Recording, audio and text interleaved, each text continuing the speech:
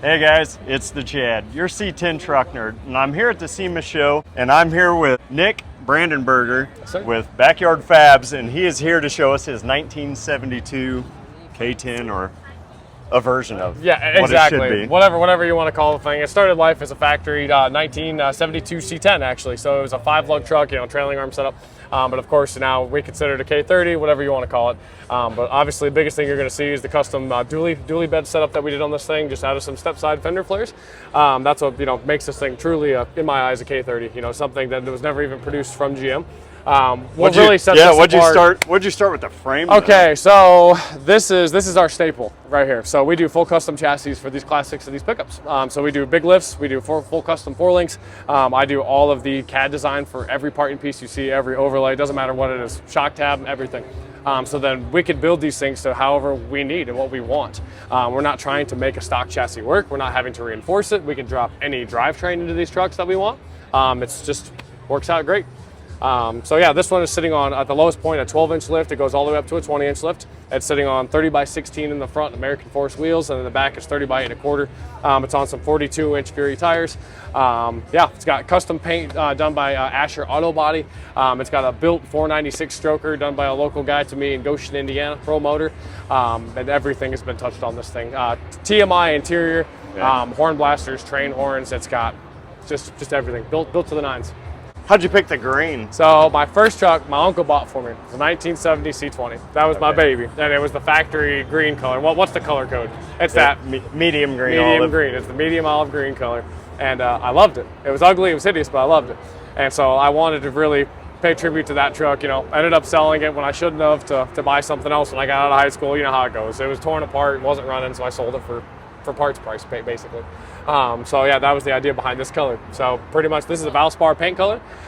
So it does it justice. We were going for like kind of a Western farm truck kind of a look, and I feel like we nailed it. So we were going for like a tooled leather look and all the designs for the overlays and everything. Yeah, that's why we did the tilt bed. That's why we did the custom-made mahogany side panels. So how'd you do the tilt on this? So this one, it's a little bit different. Most people use hydraulics for these things. Well, as everybody knows, hydraulics leak, hydraulics require a lot of power, hydraulics need pumps, they need tanks. We used airbags. So this was really popular back in the early 2000s. Mini trucks did this stuff all the time. So obviously this isn't gonna pick up, 3,000 pounds of rock, but it'll lift a bed to show off, the chassis work that we have done to this truck. So all we had to do is pretty much run just another valve, 2 valves, one for up, one for down, that controls the height of the bed. So we already had the air system, the tanks, the compressors. So it was just very minor extra work. So we built a whole, basically like a girdle that goes underneath the bed. We made the whole hinge setup. So we made the hinges out of DOM tubing, grease zerks, and all the geometry correct. People are always like, oh, well, how'd you make it so it doesn't hit the cab, It's all just a simple geometry, premise. So as long as your pivot point is lower than the edge of the bed, it pulls on a radius and it doesn't hit the cap. So it gets close. You can't even fit your fingers in between it, but that's exactly what we wanted. Well, I don't see any wires anywhere. I know this was kind of maybe a pain point for you when you were building this truck. This will probably never happen again unless somebody really, really, really wants it. They really ask me nicely. So yeah, every bit of plumbing and wiring was ran inside this frame. So that was part of the big reason why we wanted to do a solid frame on this truck and really bring out the detail with the overlays themselves. It's not something that we normally do. We wanted to hide everything and have it be as clean and seamless as possible. So everything is either ran with bulkhead fittings or anything along those lines. So the battery's in the back, the whole air system is in the back, just to keep all this stuff clean. That's great. And you've got dumps, you got different ways with your exhaust there. I think that's pretty awesome. Absolutely. So we do the full custom exhaust on these things. It's all stainless. You can see it's gotten hot a couple times at the polish job, kind of, fades off a little bit. But it's a running truck. It is. It's not a show pony. I saw you drive it up onto the trailer. Yeah, absolutely. So, she's got some imperfections in her. She's got some rock chips in her, but it gets driven, So I would much rather have something that's imperfect and something that I enjoy and something that gets driven on a daily basis if I wanted to. It's not my daily by any means. Oh yeah. But if I want to drive it, I'll drive it. I think that was what the green. Obviously, I gravitated towards that, but it's so different. It is. I mean, this is why you come to the SEMA show, to go through and find things like this. I've never seen anything. I know you've got several other trucks that you built. Yes. Another Ford. You've got a '67. Yes, sir. GMC 67 inside. GMC. That was the first one we actually did this full custom chassis on, and that one's actually got cutouts on the frame as well, which was just unheard of. That made people just question everything. Oh, you can't do that. Da da da da da.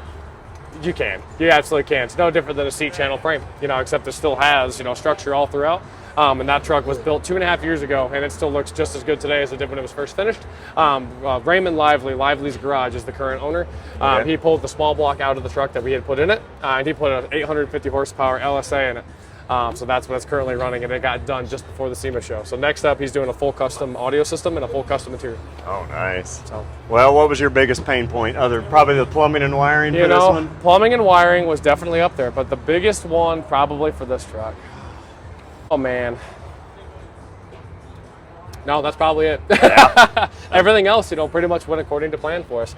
The hardest part about massive projects like this is just being able to plan and to coordinate with all these different companies that we work with.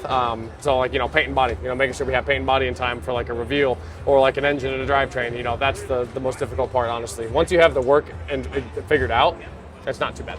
Well, she's a beast to kind of lug around. She doesn't, even with smaller wheels on it, it's a big machine. Oh, so. Yeah, so it's got 513 axle gears in it, so it's geared for the 42-inch tires, but it's still got a turbo 350 trans in it, so it's got a little bit of a smaller trans in it. Okay. But it does just fine.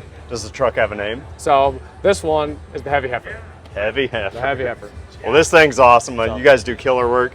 I appreciate you giving us a few minutes today to show us your truck. Absolutely. And keep up the great. So tell everybody where you are on social media. So social media, it's _backyard_fab_. So Backyard Fab. You can find us on Facebook, Instagram, website. You guys can check out the work on all these things. Instagram is definitely the most updated thing that we do. We post, pretty much 3 to 4 times a week.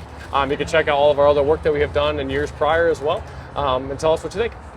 Well, I appreciate it. Thank you so much for your time, Nick.